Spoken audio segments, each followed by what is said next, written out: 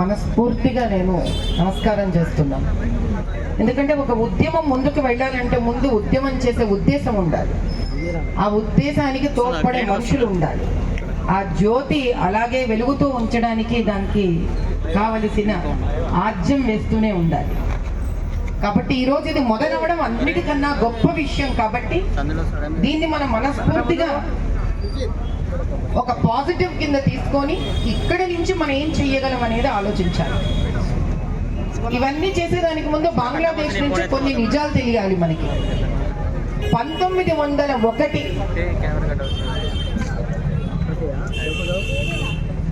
1901లో eastern Bengal region అనే పేరుతో ఉన్న ఈ బంగ్లాదేశ్లో సుమారు 33% హైందవులు ఉన్నారు.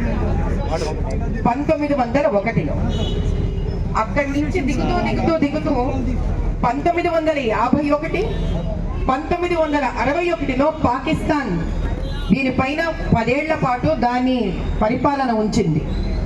ఆ సమయంలో 10% హైందవులు బంగ్లాదేశ్ నుంచి వెళ్ళిపోయారు. అలా 33% ఉన్న హైందవులు ఈ రోజు 7% మాత్రమే బంగ్లాదేశ్లో హిందువులు మిగిలారు. వీళ్ళని పంపించే వాళ్ళు ఎవరు? వీళ్ళ విధానం ఏంటి?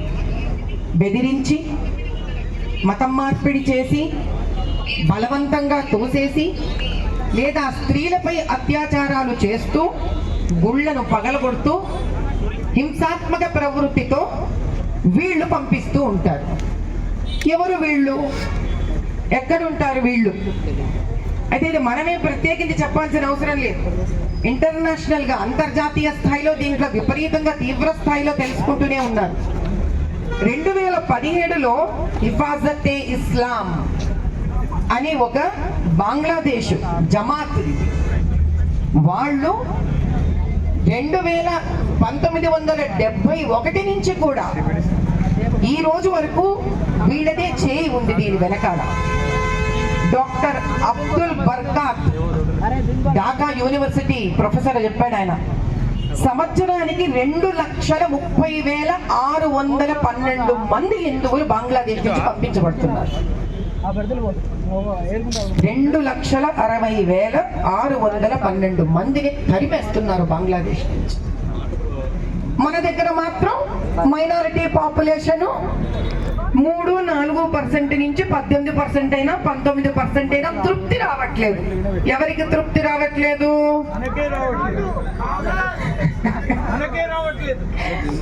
మనం చాలా సెక్యులర్ నాయన.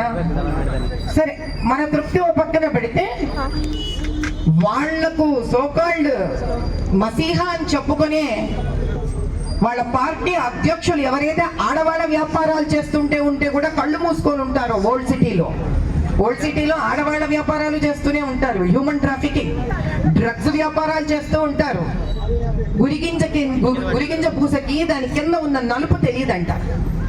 అలా ఓల్డ్ సిటీని అడ్డా కింద పెట్టుకొని అడ్డమైన వ్యాపారాలు, అడ్డమైన రాజకీయాలు చేసే వాళ్లకు ముస్లింలు చదవడము వద్దు, ముస్లింలు బాగుపడడము వద్దు. ఇక్కడ మీరు ఏదైనా చూడండి, ముస్లిం దేశాలు ఉన్నవన్నీ అడుక్కు తింటున్నాయి. హిందూ దేశాల కింద ఉన్న చోటనే ముస్లింలు చదువుకొని ఎదుగుతున్నారు. ఇది చాలా ఇంపార్టెంట్ అయిన విషయం, మనం తెలుసుకోవాల్సింది. పాకిస్తాన్ అడుక్కు తింటోంది, బంగ్లాదేశ్ అడుక్కు తింటోంది, అక్కడ ముస్లింలు అడుక్కు తింటుంటారు. వాళ్ళే ఉద్ధరించబడరు. కానీ మనం ఉద్ధరిస్తున్న మన హైందవ దేశంలో మాత్రం వీళ్ళకు నోరు పెగులుతుంది. ఎందుకని? వాళ్ళని మాట్లాడనిస్తున్నాం కాబట్టే వాళ్ళ నోరు పెగులుతోంది. 2 చేతులు కలిస్తే గానీ శబ్దం రాదు. అంటే ఇలా రెచ్చిపోయి మన మీదే అత్యాచారాలు చేసే వాళ్ళకి కూడా మన వాళ్ళే కొంతమంది కూడా కలిసి ఉన్నారు. ఇది చెప్పగలిగిన నాడు ధైర్యంగా ఆ రోజు నిజంగా హైందవ ధర్మ సంస్థాపన జరుగుతుంది. ఇక్కడ నోరు గొంతు చించుకొని చెప్పారు, అయోధ్య ఓడిపోయింది, అయోధ్య ఓడిపోయింది. అయోధ్య ఓడిపోలేదు. గాజియాబాద్ లో కేవలము అయోధ్య నగరంలో గెలిచారు వాళ్ళు. బీజేపీ అయోధ్యలో గెలిచింది, కానీ మనం కరప్షన్ చెయ్యం దాన్ని. లంబడి విధవ ఎలా అంటావురా నువ్వు, ఆ మాట అనం మనం వాళ్ళని. చాలా చాలా ముఖ్యమైన విషయం ఏమిటి అని అంటే, ఫస్ట్ మన ఇంటి ఆడపిల్లల్నే మనం ఇష్టం వచ్చినట్టు స్వేచ్ఛనిచ్చి పాపం వాళ్ళకి ఏం తెలియకుండా ధైర్యంగా నమ్మి బయటకు పంపిస్తున్నాం. జాగ్రత్త పడాల్సిన సమయం వచ్చింది.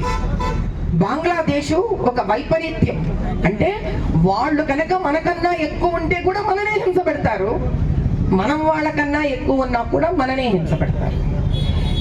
ఈ రోజుకి పాత బస్తీలో గుళ్ళ షట్టర్లు తెరిచి దీపం పెట్టడానికి భయపడుతున్న గుళ్ళు ఎన్నో ఉన్నాయి. అసలు ముందు వాటిని లిస్ట్ తయారు చేసి మన దేశంలోనే, మన రాష్ట్రంలోనే, మన ఉంటున్న గ్రామంలోనే కనుక మనం ప్రతి గుడి తెరిపించి దీపం పెడితే బంగ్లాదేశ్ లో భయపడతారు. ఫస్ట్ వాళ్ళ ఉద్దేశం ఏంటంటే వీళ్ళు ఉన్న చోటే ఏమీ చేసుకోలేరు, మా దగ్గరకు వచ్చి వీళ్ళేం చేస్తారు అనేది వాళ్ళ ధైర్యం. మనం ఉన్న చోట ముందు, మనం ఇంతమంది ఉన్న బలగం మన చోట్ల ముందు మనం జెండా ఎగరేయగలగాలి. కాషాయ రంగులు బయటికి రావాలి. ఒకళ్ళకు రెండుకు ఎన్నంతలై అనంతమయ్యి ముందు మనము మన దగ్గర మూతపడుతున్న దేవాలయాలను పూర్తిగా ఓపెన్ చేయించి రోజు అక్కడ దీపం పెట్టి పూజలు జరుగుతున్న నాడు, గణేష్ నిమజ్జన రోజు బాలాపూర్ గణేష్ వస్తుంటే సైలెంట్ గా వస్తారు వాళ్ళు. పాత బస్తీ క్రాస్ చేస్తుంటే ఎందుకని? ఎందుకు? ఏంటి వాళ్ళకు మనం ఇస్తున్నంత ఆ ధైర్యం ఏంటి? ఫస్ట్ నిజంగా మనకు కనుక ధైర్యం ఉంటే ఈసారి బాలాపూరి వినాయకుడు నినాదాలు చేసుకుంటూ, రామనామం పలుక్కుంటూ, వినాయకుడి నామం పలుక్కుంటూ రాగలగాలి ఓల్డ్ సిటీని క్రాస్ చేసుకుంటూ. అసలు మనం ఉన్న చోటే మన వినాయకుడి పేరు మనం చెప్పుకుంటూ రాలేమా? మనం ఏం చేస్తామండి బంగ్లాదేశ్ కి? నాకు అర్థం కాక కదలాలి.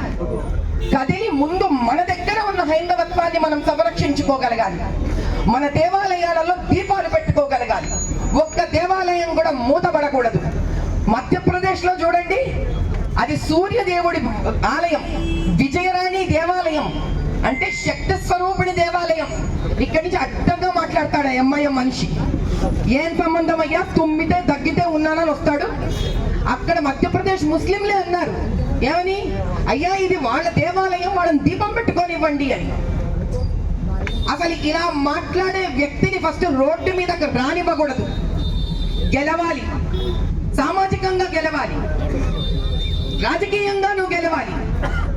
పవర్ ఎవరి చేతిలో ఉంటే వాళ్ళదే సామ్రాజ్యం. అందుకే వాళ్ళు ఈ తెలంగాణ రాష్ట్రంలో హైందవత్వాన్ని కూడా నిర్మూలించడానికి రకరకాలుగా కాంగ్రెస్ తో చేతులు కలుపుతూనే ఉన్నారు.